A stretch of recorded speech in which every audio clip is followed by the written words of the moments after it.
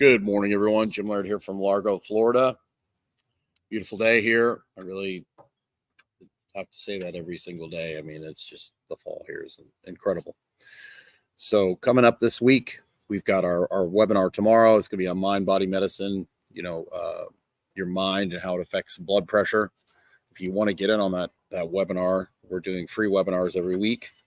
You got to get on our email list, go over to stillmanwellness.com. And pop-up comes up, put your email in there, and we will send out a notification for you for that. So got Miss Lauren, the lovely Miss Lauren is joining us here again today. How are you? Good morning, Jim. Was yesterday like your first? I know, that's great. Was yesterday your first live? Yeah, you did great.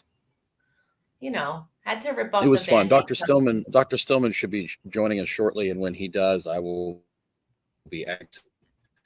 I need to run a few errands quickly. We've got a busy day ahead. We've got an in-person visit, which always makes things a little more complicated. But I enjoy seeing people in person. So me too. So tell us about, you've obviously been doing this for a long time, like 17 years. So you're what, 19 years old? Well, in the healthcare field for 17 years. Okay. I'm just saying you don't look. I'm just saying you don't look like you could be like, doing this for like 17 years. So that was that was a sideways compliment. I appreciate it. You're quite welcome. What's the difference between what you learned in school versus what you've learned in the last 17 years?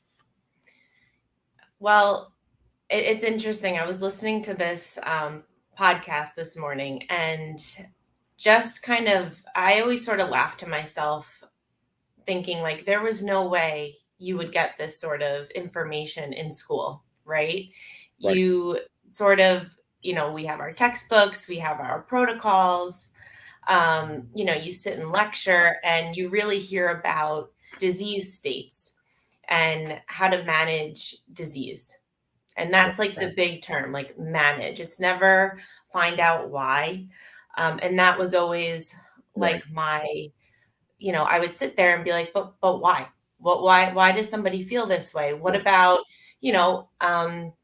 are we asking about what type of lifestyle they live, what type of job they have, what type of family environment, in school, it's really, you sit and lecture and it's like, today we're going to go over,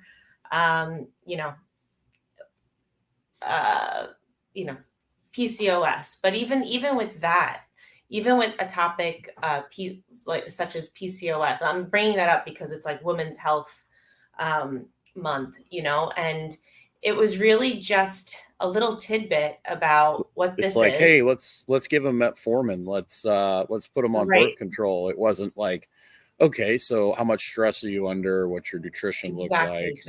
Because I've noticed with PCOS, stress is just a huge component of that. Right. Yeah. And so people, they don't want to know why. They just want to basically, cover up symptoms. Oh, you've got severe acne. We're just going to put you on Accutane, which is like taking an atomic bomb. Right. Yeah. So it's, even with me, what I learned in school, what you learn in school from an anatomy and physiology standpoint is basically dead guy anatomy. It's basically hinges and levers, right? They don't take into account that there's fluid and air involved in this situation that are going to change the way people move. It's just not as simple as a hinge and a lever, right? So it's very interesting how the system is set up. Yeah. And when it comes to, we would sit there and look at like lab values, right? Just for instance, and they talk about like, this is a normal range for labs, and they sort of put people in boxes. It's like, if you fall within this box, you're perfect. But it's like, no, but in like a clinical setting, when I was going through my clinicals, through my undergrad and then graduate, you would sit there and a patient's obviously coming in to see a provider, not because they have nothing better to do. They have an issue. Something's going on. So to hear that like, oh no, you're normal, this is fine. which sometimes they are, but if somebody's sitting there telling you, but I can't sleep, but I have no energy, you need to dig a little bit further to really understand that. And if somebody's on like the low end of normal, that's like sitting in the bottom of the tank, Well, and the So- low end of normal now is extremely low compared to 15, 20, 30, 40 years ago. They've lowered the standard. Yes. They've basically, as people are always like, my labs are normal. Well, they base the labs off the average American, and the average American is not healthy. Right. So Right. they've lowered like the testosterone levels. They've lowered from like over 1,000 down to like I think the top end now is 700 or 800. I think. And it used I it think used to that's be it used to be well over 1,000 not that long ago. And cholesterol, Right. they keep bumping it down and down. It used to be above 300, and now it's like down, Mhm. down. So Yeah, it's it really basically interesting how it shifts. well, and the same thing goes for like fitness standards, right? Like you look at physical fitness, they used to actually have phys ed, which was physical education, where they had standards that everyone had to come in and actually do things. And Right. now they don't have that anymore. And people don't understand that physical education, moving your body, has a huge impact in the development of your brain. So Yes. as they've taken these things out of school, these kids are they're getting dumber and dumber and dumber. And it's not their fault. It's a combination of the screens combined with not moving their body. And so Right. even the military has had to lower its standards because people are just their level of preparedness is going down and down and down. So Yeah. it's really crazy. And I was at Jay Campbell's seminar this past weekend, and he talked about this pharmacist who'd been up there for 40. He'd been a pharmacist for 35, 40 years. Mhm. And he says the number of women that come in and they're prescribing antacids for their brand new baby.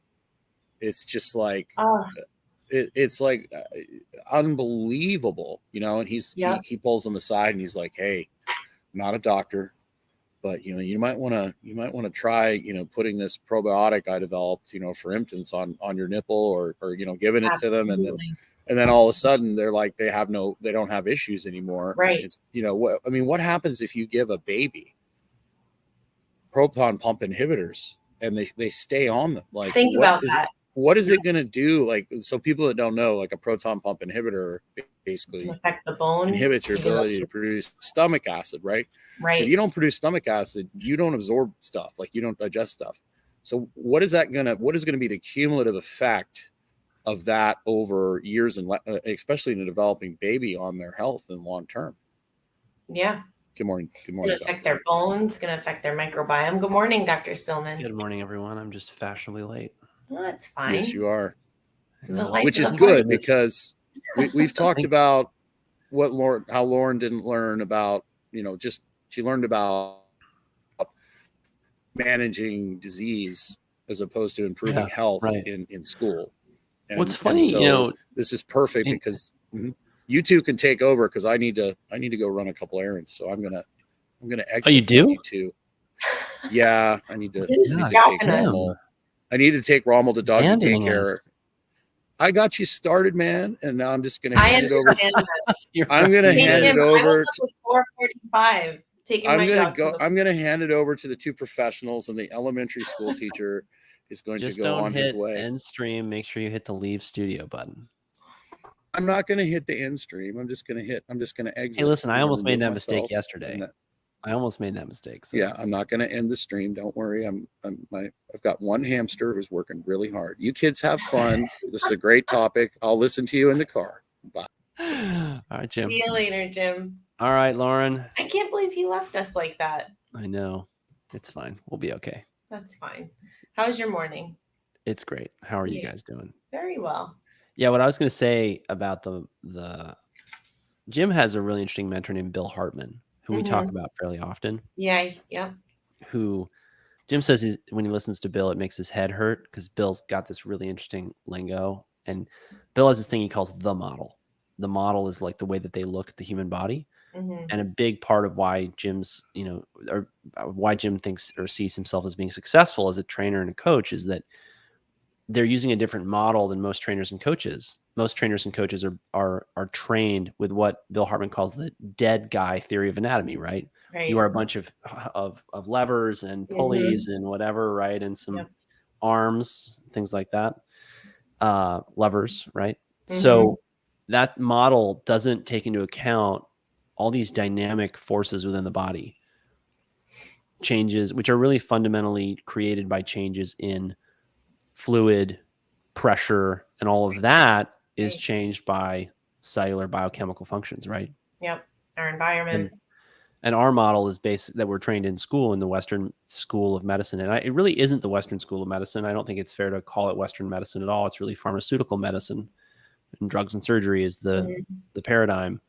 And there's a place for them, but the model is so broken when it comes to looking at wellness, because the model is the body is trying to do something, and that's creating a symptom. And so we're going to break the mechanism by which the body does this in order to restore health.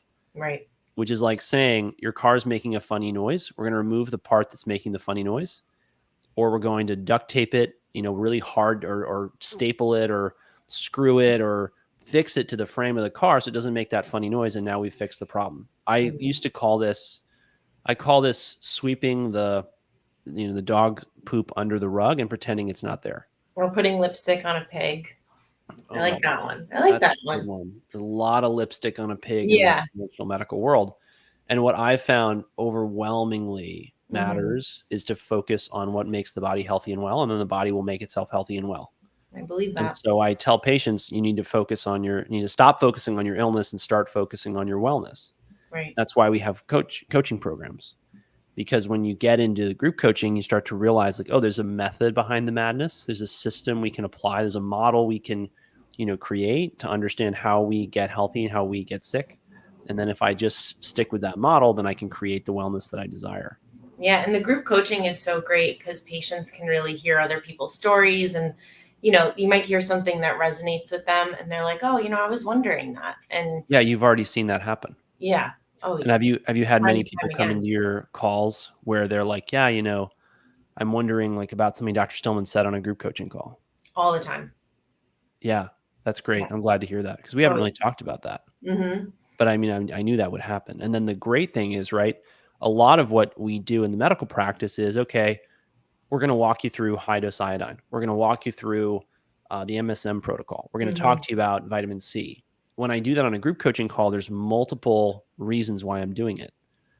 I can't start everyone with all the things because A, it's overwhelming, and B, they will often not implement the things that matter most. They'll implement the things that matter least, or they'll do it in the wrong order, and that sets them up for failure. Just like you don't put the roof on a house before the foundation is dried. Right. And so they're hearing me talk somebody else through this protocol, and then all of a sudden they're like, oh, cool. Yeah. I get to do that protocol? Well, how do I get to that protocol? And I say, well, you got to do X, Y, and Z. And they're like, oh, cool. The light bulb goes and then they want to do it because they want to get to the next thing. Right. And then they've already heard the next thing when they get there, and they say, okay, now it's easier for me to remember, track, understand. And the other thing is when we go over, say, side effects of some of these protocols, because some people don't react well to all these things, the question is, what do I do and how do I manage it? And that I cover in the group coaching calls all the time. Right. So it is such incredible leverage. And we see so much, we see less and less of it because we're explaining the value and people are listening to our material. And the more people jump into the group coaching calls, the more they like it. Absolutely. Is what I've found. And on top of that, we've seen that they get better and better.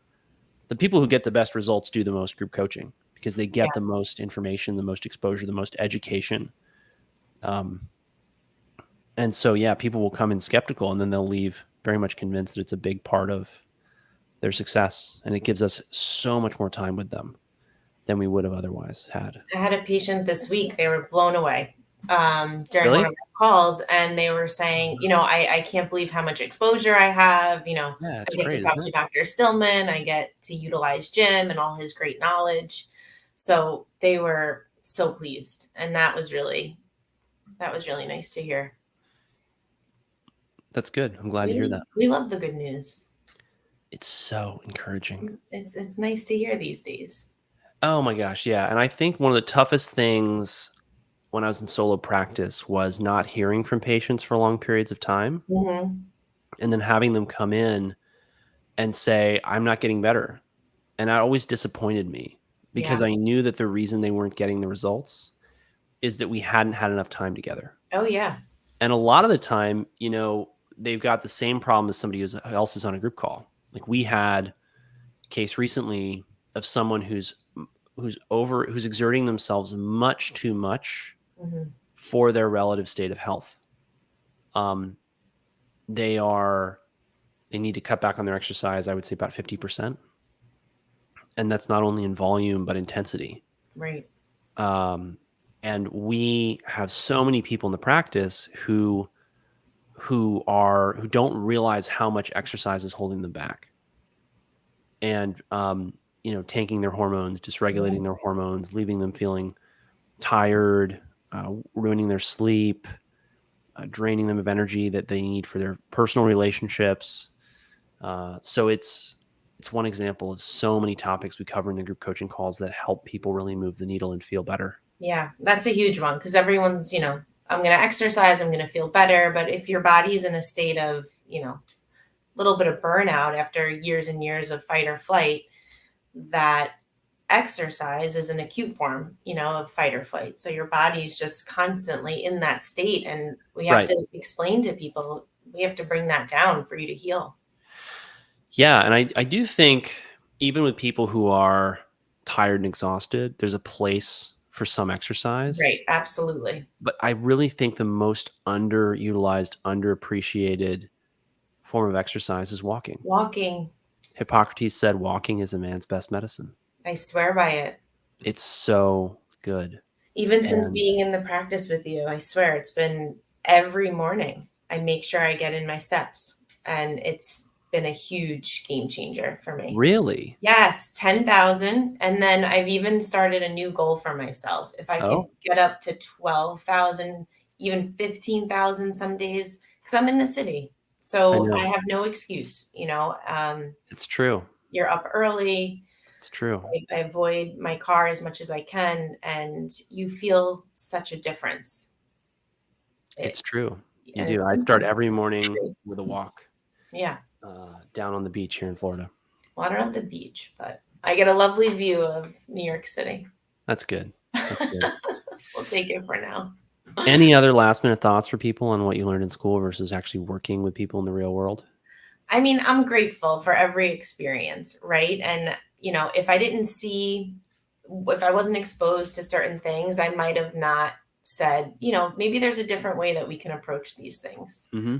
And I had some really great professors and, influential professors. Even one of my favorite, he was a chiropractor. And he taught one of my anatomy and physiology classes in undergrad. Yeah. And he had such an impact on me because they look at the body differently than mainstream.